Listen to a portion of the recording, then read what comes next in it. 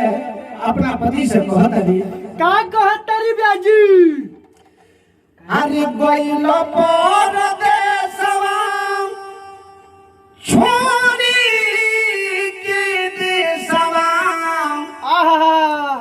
जियो तानी का तना लाचारी से गोरिया जे आवेले हिया डोरा ना आइले रहिया निहारी लेकिवारी से हो गोरिया जे आवेले डोरा ना आइले रहिया निहारी लेकिवारी से गोरिया जे आवेले डोरा ना आइले रहिया निहारी लेकिवारी से निहुरी निहुरी हम आंगना बहारी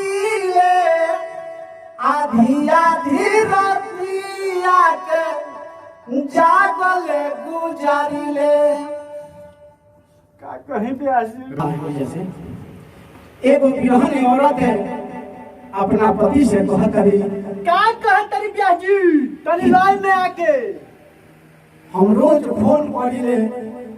लेकिन रौना कहियो गाड़ी नहीं धर काहे धरी ये कोरोना में ना है कभी कहिले कि लॉकडाउन लागल बा कभी कोरोना बा कभी गाड़ी बंद बा इहे बहाना करताली रौना अच्छा तो एगो बात बताओ जे हम चले तो तार काम चल जाई कहतरी का हो हिक्की गइल परदेसवा छोड़ी के देसवा जियो तानी का तना लाचारी से गोरिया जे आवेले हिया डोरा ना आइले ए राजा जी हम रात दिन कवाड़ी तो बैठ के रहू राह देखत रही गोरिया जे आवेले डोरा ना आइले रहिया निहारी लेकिवारी से हो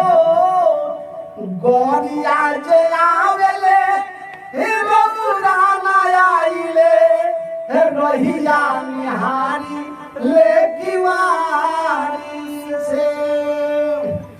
निहुरी निहुरी हम आंगना बहारी ले आधी आधी रतिया के जागले गुजारी ले निहुरी निहुरी हम